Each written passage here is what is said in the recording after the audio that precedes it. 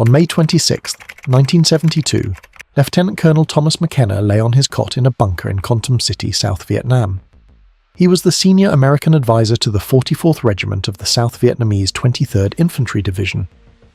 Outside, North Vietnamese artillery was pounding the city. Inside, McKenna and his deputy, Major Wade Lovings, were counting the impacts. One artillery round every 30 seconds, all night long. Nearly 1,000 rounds would fall on Kontum that night.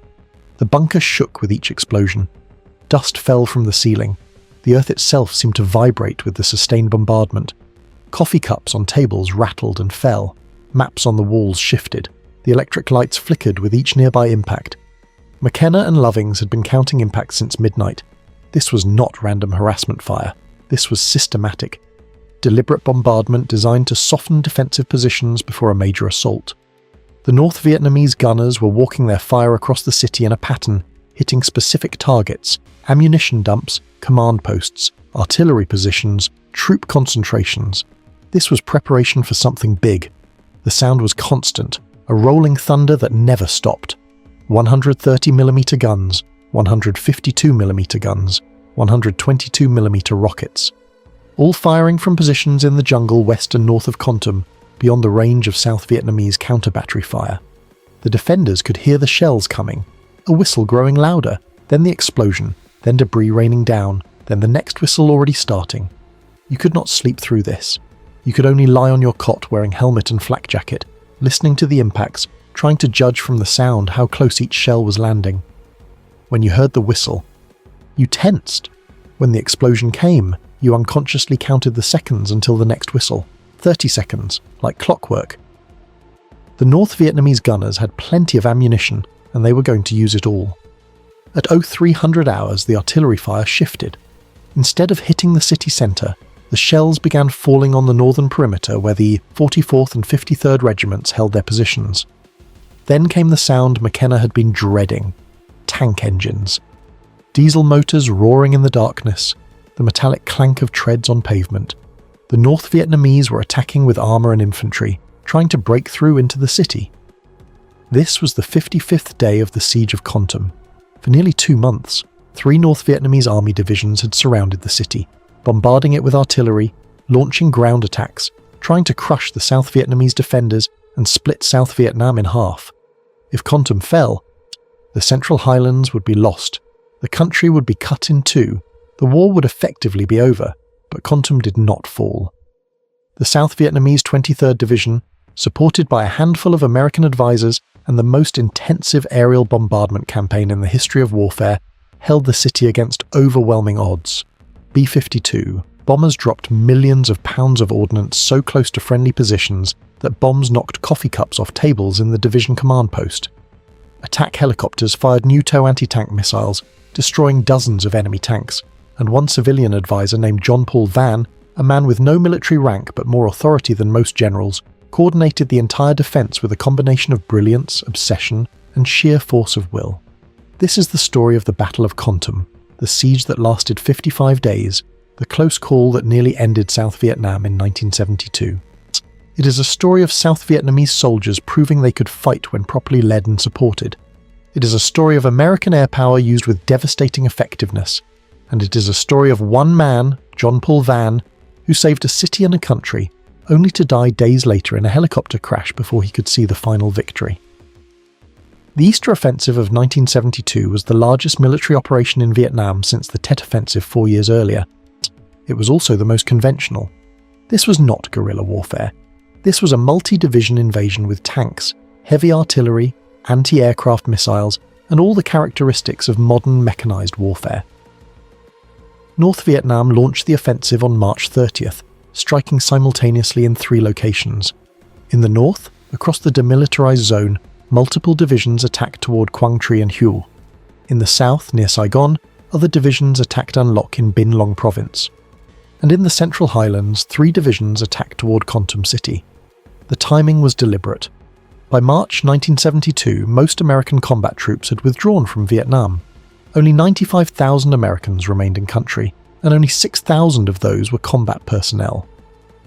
The strategy of Vietnamization, training and equipping South Vietnamese forces to fight their own war, was being tested for the first time against a major North Vietnamese offensive. The North Vietnamese believed that without American ground troops, the South Vietnamese army would collapse. They had seen ARVN units break and run during previous battles.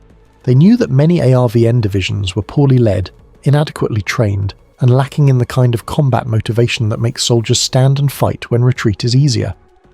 The Easter Offensive was designed to expose those weaknesses, to defeat the South Vietnamese army in open battle, and to demonstrate that Vietnamization had failed. In the Central Highlands, the North Vietnamese committed 3 full divisions to the offensive: the 2nd Division, the 7th Division, and the 320th Division. These were experienced units with years of combat. They were equipped with Soviet and Chinese tanks, 130mm and 152mm artillery, anti-aircraft missiles, and modern communications equipment. Total strength was estimated at 40,000 to 50,000 troops. Against this force, the South Vietnamese had the 22nd Infantry Division defending the northern approaches to Kontum, and the 23rd Infantry Division positioned to defend the city itself if the 22nd failed to hold. The battle began on April 4th, when North Vietnamese forces attacked firebases along Rocket Ridge, a chain of mountaintops northwest of Kontum. These firebases protected the approaches to Tan Can and Dak To, major ARVN bases. For days, North Vietnamese artillery pounded the firebases. Then came infantry assaults supported by tanks. The 22nd ARVN Division, responsible for defending these positions, began to crumble. On April 24th, North Vietnamese tanks and infantry overran Tan Can. The ARVN defenders, facing armour for which they were not adequately prepared, panicked and fled. Dak To fell soon after. The entire northern defence line collapsed in a matter of days. This was a disaster for South Vietnam. The road to Kontum was now open. If the North Vietnamese could take Kontum, they would control the Central Highlands. From there, they could strike east toward the coast, cutting South Vietnam in half. The strategic implications were enormous. John Paul Van saw the disaster coming before it happened. Van was a legend in Vietnam. He had first served there in 1962 as an Army Lieutenant Colonel advising ARVN forces. He quickly distinguished himself as someone who understood counterinsurgency warfare, who could speak frankly about what was working and what was not, who cared more about winning the war than about looking good in reports to Washington. But that frankness cost him. Van resigned from the army in 1963 after his superiors ignored his warnings about how the war was being mismanaged. He saw American commanders making the same mistakes repeatedly, relying too heavily on firepower, ignoring the political dimensions of the conflict, accepting false reports of progress from South Vietnamese officials. He wrote reports, he gave briefings, he was ignored, so he left the army and returned to civilian life. But he could not stay away from Vietnam. The war was unfinished business. In 1965, he returned as a civilian with the Agency for International Development, ostensibly working on pacification programs, but really doing whatever needed to be done to help win the war. Despite his civilian status, Van wielded enormous influence. He understood counterinsurgency better than most generals. He spoke Vietnamese fluently, unusual for Americans in Vietnam. He knew the country intimately, the villages, the provinces, the political factions, the military units. He knew which South Vietnamese officers were competent and which were corrupt. He knew which strategies worked and which failed, and most importantly, he had the respect of people who mattered: American commanders, South Vietnamese leaders, and the reporters who covered the war. In 1971, Van was appointed senior advisor for 2nd Corps, which covered the Central Highlands and the coastal provinces. This made him responsible for coordinating American support to South Vietnamese forces throughout the region. He had no military rank. He could not give orders to American or South Vietnamese units in the traditional sense, but his authority came from his knowledge, his relationships, and his force of personality. When Van recommended something, generals listened. When he said a commander needed to be relieved, that commander was usually relieved. When he called for air support, the Air Force responded. Van was not perfect. He was obsessed with Vietnam to the point where it consumed his personal life. His marriage fell apart. His relationship with his children suffered. He worked 18-hour days, 7 days a week, driving himself and everyone around him relentlessly. He could be difficult, demanding, unwilling to accept excuses, but he got results. And in May 1972, when Kontum was about to fall, Van was the right man in the right place to save it. Van had received intelligence in early 1972 that a major offensive was coming. He ordered increased B-52 strikes in February and March, hitting suspected North Vietnamese staging areas. He pushed for the 23rd Division to be moved into the Kontum area as reinforcement. He tried to prepare the defences for what he knew was coming, but he could not prevent the collapse of the 22nd Division at Tan Can. When that happened, Van faced a crisis. The commanding general of 2nd Corps, Lieutenant General Ngo Dzu, was losing his nerve. Dzu was paralysed by the speed of the North Vietnamese advance. He was giving conflicting orders. He was talking about abandoning Kontum and withdrawing to more defensible positions closer to the coast. Van could not allow that. If Kontum was abandoned without a fight, the Central Highlands would be lost. So Van did something extraordinary. He effectively took command. He gave up all pretense of South Vietnamese command and began issuing orders directly. He placed responsibility for defending Kontum on Brigadier General Lee Tong Bae, commander of the 23rd Division. He coordinated with the American Air Force to provide massive B-52 support. He arranged for additional troops to be sent to Kontum, and he convinced President Thieu in Saigon to replace General Dzu with a more aggressive commander. The defense of Kontum would be led by South Vietnamese troops, but it would be coordinated by John Paul Van using American air power on a scale never before seen in the war. The 23rd ARVN Division was a good unit by South Vietnamese standards. It was commanded by Brigadier General Baoth, an experienced officer who had proven himself in combat. The division had 3 infantry regiments, the 44th, 45th, and 53rd. Total strength was approximately 10,000 men. They were equipped with M16 rifles, AS-79 grenade launchers, M60 machine guns, and some anti-tank weapons, including the new TOW missiles that had just been deployed to Vietnam. But 10,000 men against 3 North Vietnamese divisions with armour support was not a fair fight. The defenders would need help, massive help, and that help would come from the sky. The North Vietnamese reached the outskirts of Kontum on May 14th. After taking Tan Can and Dak To, they had paused for 3 weeks to regroup and resupply. This delay was costly for them. It gave the defenders time to prepare. It allowed B-52 strikes to hammer North Vietnamese positions and reduce their numbers, and it allowed more ARVN forces to be moved into Kontum. When the attack came, it came from 3 directions simultaneously. The 320th Division attacked from the north. Elements of the 2nd Division attacked from the east and south. The 203rd Tank Regiment supported the infantry with dozens of T-54 tanks, Soviet-made medium tanks far superior to anything the South Vietnamese had. The initial assaults were devastating. North Vietnamese artillery fired thousands of rounds into the city. Then came the tanks and infantry, attacking ARVN positions with overwhelming force. Parts of the defensive perimeter crumbled. Enemy forces penetrated into the city. For a few hours it looked like Kontum would fall. Then the B-52s arrived. 3 aircraft, flying at high altitude well above 30,000 feet, invisible and inaudible from the ground. Each aircraft carried dozens of 500-pound and 750-pound bombs in internal bomb bays and on external racks. The total payload for 3 aircraft was over 200 tons of high explosive. The B-52 was originally designed as a strategic bomber for nuclear war. In Vietnam, it was being used for tactical close air support, a mission it was never designed for but proved remarkably effective at. The key advantage was psychological as much as destructive. The aircraft was so high that defenders never heard them coming. There was no warning. One moment you were fighting, the next moment the world exploded around you. When they released, the bombs fell in a pattern called a box strike, a rectangular area approximately 1 kilometer wide by 3 kilometers long, completely saturated with high explosive. The bombs impacted in a rolling pattern, explosions walking across the landscape in a line that covered everything in the strike zone. Trees were shredded, bunkers collapsed. Anyone caught in the open was killed instantly. Even soldiers in protected positions suffered from the concussion, from ruptured eardrums, from internal injuries caused by the shockwave. The B-52 strike landed directly on the North Vietnamese forces at the point of their breakthrough. The first bombs hit the lead elements. Subsequent bombs walked back through the formation, hitting reserves, command posts, supply areas. The explosions were so massive that defenders in bunkers 2 kilometers away felt the earth shake. The concussion wave knocked soldiers off their feet. Dust and smoke rose hundreds of meters into the air. Lieutenant Colonel McKenna, who witnessed many B-52 strikes during the battle, described it as bombs coming from the center of the earth, like the bowels of the earth exploding.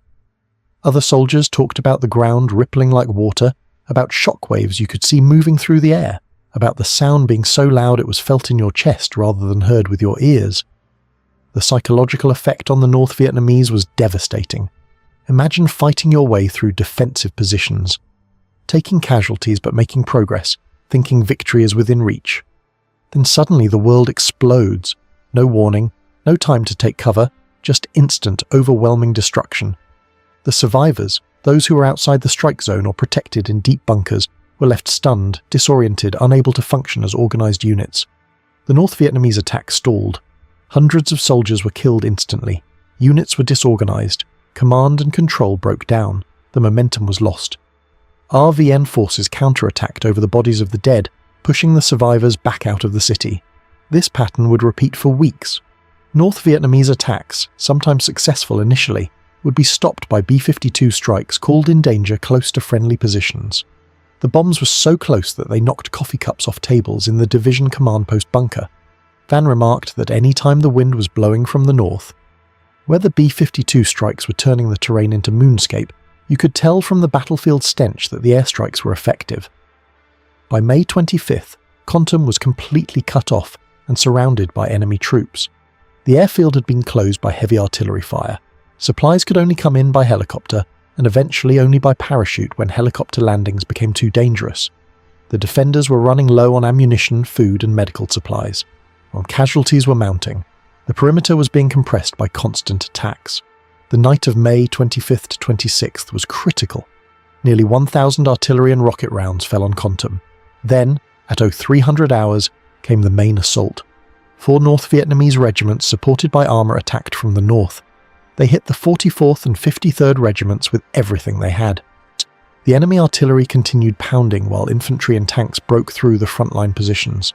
Some ARVN positions crumbled under the assault, but others held.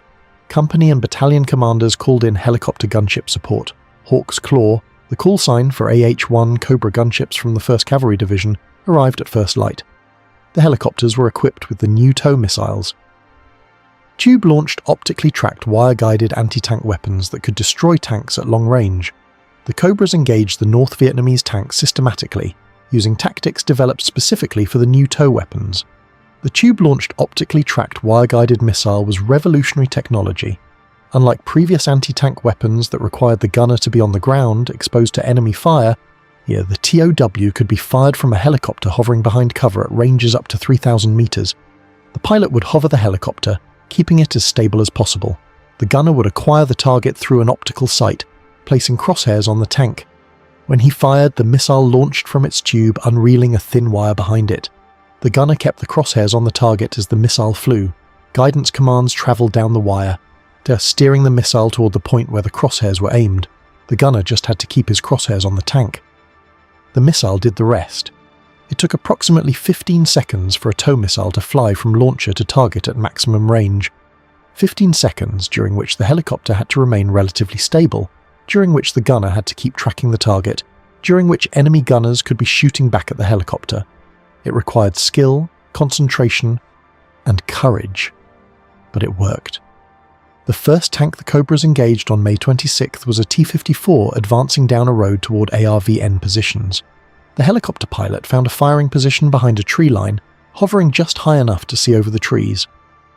The gunner acquired the tank, fired, kept his crosshairs steady. The missile flew straight and true, hitting the tank in the frontal armour. The explosion was instantaneous. The turret blew off. Flames and smoke poured from the hull. The tank stopped, dead in the road, blocking the advance of other tanks behind it. The Cobras worked through the enemy formation, destroying one tank after another. Tow missiles streaked through the air, guided unerringly to their targets. Tanks exploded, burned, were abandoned by their crews. In 3 days of fighting, 23 North Vietnamese T-54 tanks were destroyed by tow missiles fired from AH-1 Cobras. The armour breakthrough that might have captured Kontum was stopped by helicopter gunships using weapons that had only been in theatre for a few months. But the infantry assault continued. North Vietnamese soldiers penetrated into the southern part of Kontum near the airfield. They occupied buildings. They set up machine gun positions. They were inside the defensive perimeter, threatening to split the city in half. General Baer responded by committing his reserve, a battalion from the 44th Regiment. This was a calculated risk. If the reserve was destroyed, there would be nothing left to stop subsequent attacks.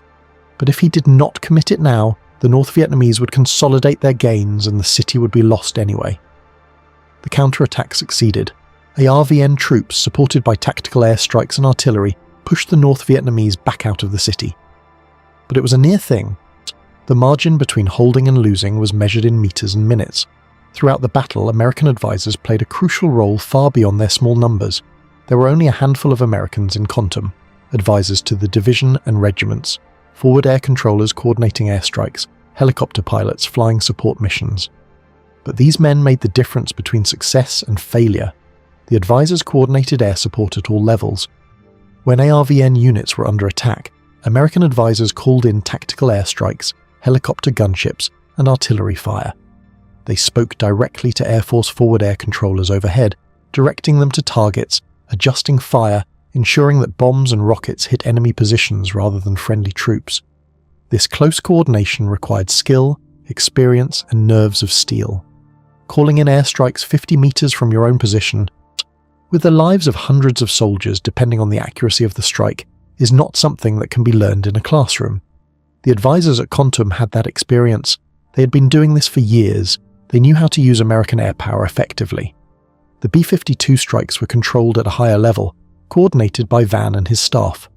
Arc-Light missions, the code name for B-52 bombing missions, were planned days in advance based on intelligence about enemy positions and anticipated attacks. But Van developed procedures for diverting scheduled strikes to targets of opportunity when intelligence indicated enemy build-ups or when ground commanders reported impending attacks. On several occasions, B-52 strikes scheduled for other targets were diverted to Kontum at the last minute.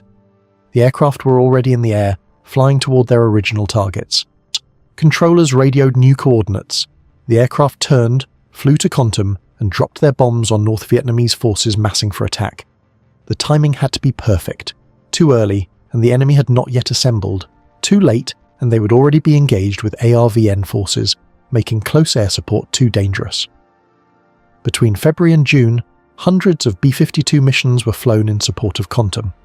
At the peak of the battle in late May, strikes were coming in every 55 minutes, 3 aircraft every hour, dropping hundreds of tons of bombs on a relatively small area. The sustained bombardment was unlike anything seen before in Vietnam. The North Vietnamese tried to counter American air power. They brought in anti-aircraft guns and surface-to-air missiles. They shot down helicopters and fixed-wing aircraft. They learned not to mass troops the way they had early in the battle, dispersing forces to reduce vulnerability to B-52 strikes. They attacked at night and during bad weather when air support was less effective, but they could not neutralize the air advantage. The Americans controlled the skies over Kontum. Every North Vietnamese attack had to be made knowing that airstrikes would follow. Every concentration of troops risked a B-52 mission. Every tank advance risked helicopter gunships with tow missiles. The air superiority did not prevent North Vietnamese attacks, but it made them far more costly than they would otherwise have been. For the next 2 weeks after May 26th, the battle continued with unrelenting intensity. North Vietnamese artillery pounded the city daily. Ground attacks came every few days, probing for weaknesses, trying to find a breakthrough point. ARVN forces responded with their own artillery, called in Hawk's Claw helicopter fire, and used B-52 strikes when North Vietnamese forces massed. The psychological strain on defenders was immense. Soldiers lived in bunkers under constant bombardment. Sleep was intermittent and light. Food was limited, water was rationed. Medical facilities were overwhelmed with casualties. The wounded had to be evacuated by helicopter when possible, but many times helicopters could not land because of enemy fire. The civilians trapped in Kontum suffered terribly. Thousands of refugees from surrounding villages had fled to the city for protection. Now they were trapped in a siege, caught between North Vietnamese artillery and South Vietnamese defensive positions. They huddled in cellars and bunkers hoping to survive. Many did not. By early June, the North Vietnamese were exhausted. Their 3 divisions had suffered enormous casualties. Estimates range from 20,000 to 40,000 killed and wounded. The sustained B-52 bombardment had taken a terrible toll. Units that had started the offensive at full strength were reduced to shadows. Supplies were running low, ammunition was scarce. The troops were demoralized by the airstrikes and by their repeated failures to break through the defenses. The defenders were exhausted too, but they had held. Against 3-to-1 odds, with their city surrounded and under constant attack, the 23rd ARVN Division had prevented Kontum from falling. They had proven that South Vietnamese forces could fight effectively when properly led and supported. The North Vietnamese began to withdraw in early June, pulling back into the jungles west of Kontum, retreating toward Cambodia and Laos. The siege was lifted. The city was saved. South Vietnam had not been split in half. The Easter offensive in the Central Highlands had failed. John Paul Vann did not have much time to savour the victory. On June 9, 1972, he was returning to Kontum from a briefing in Saigon. He was flying in a helicopter through bad weather at night.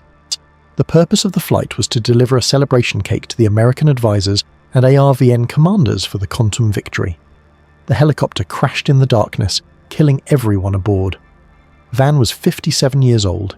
He had spent 10 years in Vietnam fighting a war he understood better than almost any American. He had saved Kontum. He had prevented the Central Highlands from being overrun. And now, days after his greatest victory, he was dead. Vann's death was a huge loss. He represented a particular approach to the war, winning over hearts and minds while using American military strengths, working with Vietnamese forces rather than replacing them, understanding the political and cultural dimensions of counterinsurgency. With Vann gone, that approach lost its most effective advocate.